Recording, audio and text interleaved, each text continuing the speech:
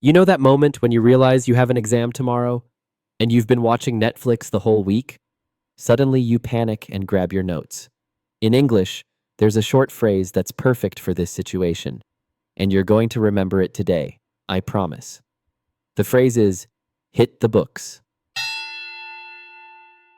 But no, it doesn't mean punching your textbooks. It simply means to start studying seriously. Let's look at how it works in real life. You're a student, and tomorrow you have a math exam. Your friends want to go out, but you say, sorry guys, I can't. I need to hit the books tonight. Another one.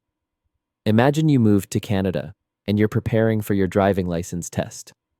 You tell your family, don't bother me this weekend, I have to hit the books. And one more.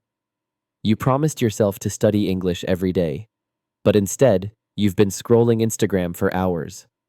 Finally, you close the app and say, okay, time to hit the books. Here's an easy way to remember it. Picture yourself literally hitting a pile of books until the knowledge jumps out at you. Funny, right? But that's exactly why you'll never forget this phrase. Now it's your turn. What's something you need to study for? School, work, or maybe English itself? Write your own sentence in the comments using hit the books. That way it'll stick in your memory. And if this lesson was helpful, give it a like and subscribe, because tomorrow I'll share another phrase you'll actually use in real life.